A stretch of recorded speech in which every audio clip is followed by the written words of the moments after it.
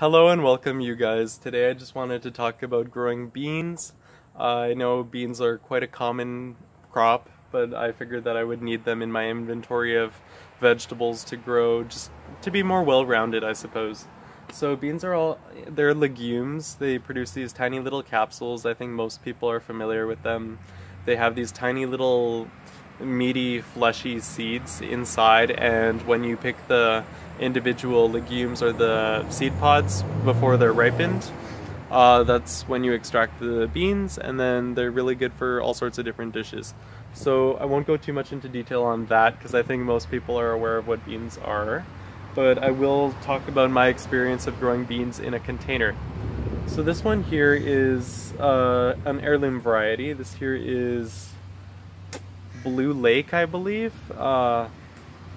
Yeah, Blue Lake. It might be White Lake.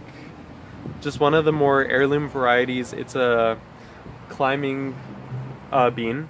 There's bush beans and there's climbing beans. You want to make sure that you pick the appropriate one for where you're going to place it. I know a lot of people will put bush beans on a trellis and they'll expect them to grow into these absolutely huge things, and then they end up becoming these tiny little bushes, and then you're kind of left with this huge stick of a trellis, and it's like there's nothing to grow on it, but that's just because of the natural anatomy of the plant. So one thing you'll notice with all beans, this applies to every single member of the bean family, is when they first emerge as seeds, you get the two cotyledons. They're dicots. So those are basically the fleshy parts of the endosperm of the seed as it germinates that essentially feed the embryo. So they emerge directly above the soil surface, and then you get this pair of these two little fleshy leaf-like structures that photosynthesize a little bit, and that just feeds the pea. And then you'll get two opposite, one single entire margin-lobed leaf, and that's kind of how you recognize the seedlings of this plant. But as they start to mature, they build a third lobe, and you can see it quite distinctly here. It's a compound leaf. It has netted venation. It's quite simple in its shape, and as they emerge, they just kind of look like this. Yeah, so that's just a little bit more of your ID on beans if you're interested.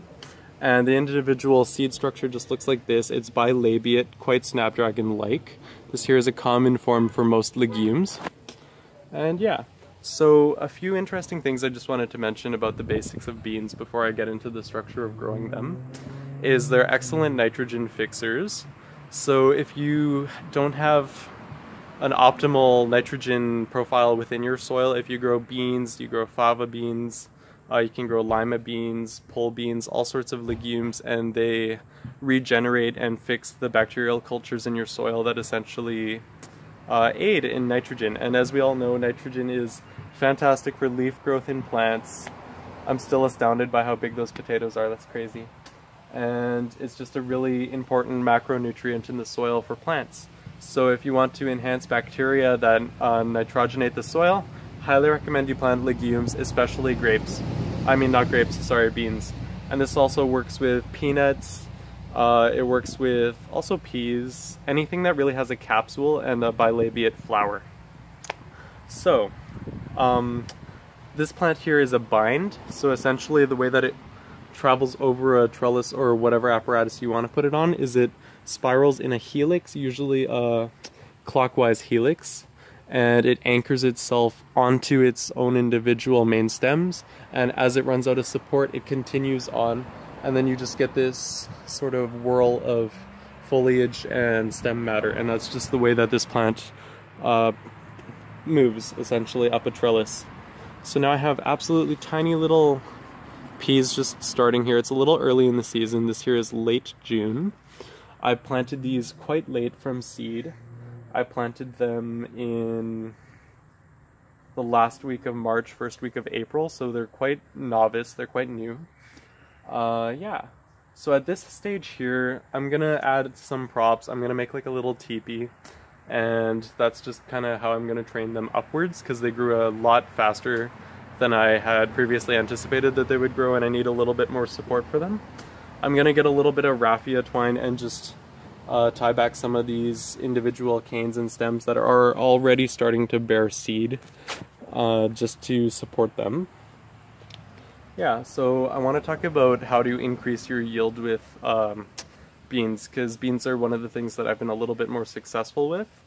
So what you want to do is you want to pinch off any sick or diseased looking flowers, any flowers that have pale coloration.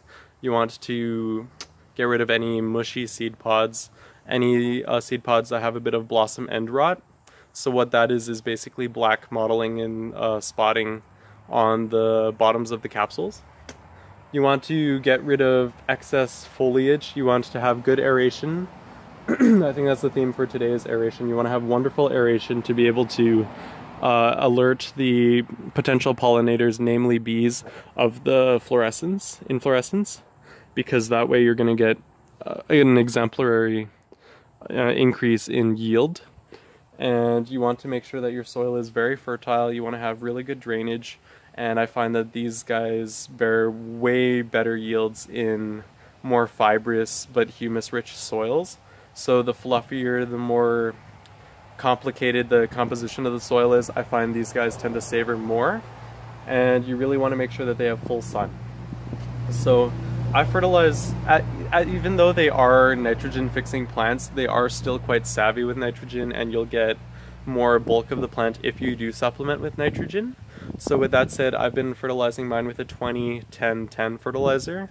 So that's the NPK value. So 20 nitrogen, 20 or 10 phosphorus, 20 or 10 potassium essentially, which is an all-purpose brand fertilizer.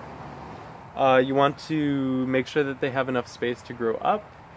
This here is definitely not enough space, but we'll see, because I'm living kind of in a bit of a space restriction for peas, or in beans, sorry. You want to make sure that you plant them en masse, especially if you're planting them in a container, and you want to have really good drainage of your containers, especially because these plants do not like to have wet feet. They don't like to sit in a whole bunch of water, and I find that just makes them less lucrative for you. So I planted a total of 12 beans. They will self-seed if you let the capsules decide to dry up, and then you let them mature and then fall back to the ground. But I like harvesting them first and then just buying new seed every single year, just because I find that you get more of a yield that way. But if you want to preserve heirloom varieties, that's a good idea to collect seeds. With this particular variety, this is my second year growing this variety. I think it's Blue Lake. I'm sorry, I can't remember the name of this specific variety, but I know it's an indeterminate high growing variety. I've noticed that I think there's different preferences from person to person on how they like their beans, and the texture and the cooking time that they like for their beans, and the stiffness and tenderness of them. But for me personally, after this stage here, a few days after pollination, when they start emerging, I find that I like to give them 2 weeks, and then I pluck them off when they're slightly babyish, usually about the length of my thumb, so a few inches. And I find that those ones there have the most tender flavor, especially if you're gonna saute them, or if you're gonna do like a stew with them, or like a stir fry. If you want for them to get a little bit bigger, if you're making like a salad, or like if you're gonna roast them or put them on a skillet or something like that, then I would wait until the individual beans are a little bit longer. So about that plus this fleshy part of my palm, so about 4.5 whatever inches, I find that's the optimal length for that tenderness if you like to have slightly more fibrous material in your beans when you're eating them. And yeah, so some problems that a lot of people have noticed, I've also noticed this with beans, is lots of kind of mosaic on the individual leaves. This is just due to the piercing. There's a motorcycle going by, just a sec. Okay, there we go. I hope you can hear me. This is just due to the piercing sucking motion of many hexapods. So this is aphids. I've noticed even gypsy moths do this as well. So that just looks like this. It's not extremely harmful to the plant, but you know, it's not very aesthetically pleasing, especially if you grow like scarlet runner or one of the more ornamental varieties. And I've noticed that of course you get slug damage, you get a little bit of gastropod damage. So this here is snail damage. I just saw a bunch earlier. And insecticidal soap will get rid of anything like this. just a slight dose of insecticidal soap, especially in the evening. It has to make contact with the soft-bodied organisms though, such as I've used it for these guys here, these little fungus gnats. But if you want to get rid of gastropods like slugs or whatever, make like a beer trap or put like copper pennies at the bottom. I find that that tends to keep them at bay. Yeah, so I'll update you guys when... Oh, this is really weird. Oh my gosh, look at this, you guys. I don't know if you can see it. There's a really weird just insect just kind of getting freaky on another insect here. Nature's weird, man. Like it's weird. Okay, anyways, I feel like I've talked a lot, so I'll let you guys go this time, but I hope y'all have a fantastic day. Just thank you so much for watching, and I hope that I taught you guys a little bit about how to grow beans. I'm still astonished by how big those potatoes are. It's like, wow. Yeah. I highly recommend you guys go for heirloom varieties if you're going to try growing beans at home. They're a little bit more reliable, a little bit more cold tolerant, they're a little bit more shade tolerant. With beans, you want to make sure that it's quite hot when you're growing them. I should probably mention when you're germinating bean seeds, you need an optimal temperature of about 13 degrees at soil level. So they need a little bit of bottom heat to really take off, or else you'll get a pretty late crop. And yeah. So I'll keep you guys updated. Thank you so much for watching. May you guys stay blessed, and I appreciate your support. Have a good one.